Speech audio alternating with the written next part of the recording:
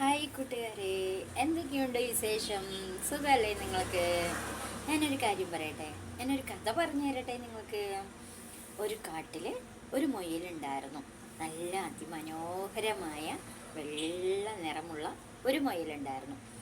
ആ മുയലിന് ഒരുപാട് സുഹൃത്തുക്കളുണ്ടായിരുന്നു. നിറയെ സുഹൃത്തുക്കൾ ആ മുയലിന് ഉണ്ടായിരുന്നു കേട്ടോ. ആ മുയൽ ആ സുഹൃത്തുക്കളെ ആലോചിച്ച് അഭിമാനിച്ചു. എന്ന് വെച്ചാൽ അത്രയും നല്ല സുഹൃത്തുക്കളാണ് എൻ്റേത് എന്നുള്ളത് അഹങ്കരിക്കുകയും ഉണ്ടായി കേട്ടോ. നല്ല ഒരുപാട് ഒരുപാട് സുഹൃത്തുക്കളാണ് ആ മുയലിനുള്ളത്.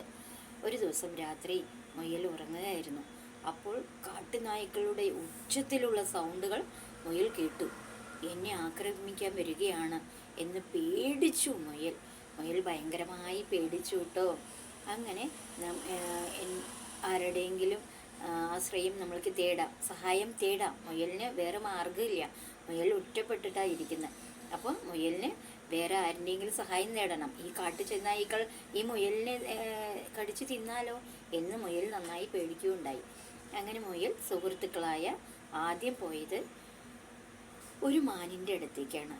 മുയലിൻ്റെ സുഹൃത്താണ് മാൻ കേട്ടോ. മാനിൻ്റെ അടുത്ത് പോയി, പ്രിയ സുഹൃത്തെ, എന്നെ കുറേ ചെന്നായ്ക്കൾ എന്നെ ആക്രമിക്കാൻ വരുന്നു, എന്നെ പിടിച്ച് തിന്നാൻ വരുന്നു.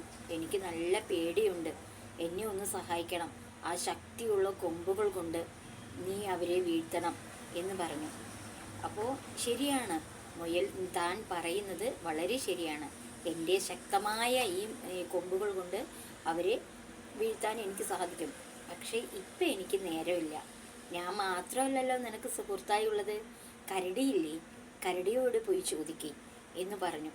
അങ്ങനെ വേഗം മുയൽ ചെന്ന് കരടിയോട് പറഞ്ഞു, ശക്തമായ ഒരു കരടി, നീ എന്നെ സഹായിക്കണം. ഞാൻ കാട്ടു ചെന്നായ്ക്കൾ എന്നെ നല്ലോണം പിന്തുടരുന്നുണ്ട്. എന്നെ അവരിപ്പോൾ പിടിച്ച് തിന്നും. എന്നെ ഒന്ന് സഹായിക്കണം എന്ന് കരടിയോട് അഭ്യർത്ഥിക്കുകയുണ്ടായി. ഭയങ്കര സങ്കടത്തോടു കൂടിയാണ് കേട്ടോ മുയൽ പറയുന്നത്. അങ്ങനെ കരടി പറയുകയാണ്, എനിക്ക് വല്ലാത്ത ക്ഷീണമുണ്ട്, എനിക്ക് നല്ല വിശപ്പുമുണ്ട്, എനിക്ക് എന്തെങ്കിലും ഇര തേടണം എനിക്ക്. അതുകൊണ്ട് എനിക്കിപ്പോൾ സമയമില്ല. നീ മറ്റ് സുഹൃത്തുക്കളോട് അഭയം പ്രാപിക്കുക, അതാ നിനക്ക് നല്ലത്. ഇപ്പം എനിക്ക് വരാൻ വയ്യ എന്ന് മുയലിനോട് ആ കരടിയും പറഞ്ഞു. അങ്ങനെ സങ്കടത്തോടുകൂടി ആനയോടെയും ആടിനോടും എല്ലാവരോടും ഈ മുയൽ സഹായം ചോദിച്ചു പോയി. ആരും സഹായിച്ചില്ല. അങ്ങനെ മുയൽ ആലോചിച്ചു, ഇനി തനിയെ നമ്മൾക്ക് ജീവൻ രക്ഷിക്കുന്നത് എങ്ങനെയാണെന്ന് നമ്മൾ കണ്ടെത്തുക തന്നെ നല്ലത് എന്ന് മനസ്സിൽ വിചാരിച്ചു മുയൽ. ആരും എന്നെ സഹായിച്ചില്ലല്ലോ, എൻ്റെ പ്രിയ സുഹൃത്തുക്കൾ ആരും എന്നെ സഹായിച്ചില്ല. അപ്പം നമ്മൾ തനിയെ രക്ഷ കാണുക എന്ന് പറഞ്ഞ് ഒരു കുറ്റിക്കാട്ടിൽ മുയൽ ഒളിച്ചിരുന്നു.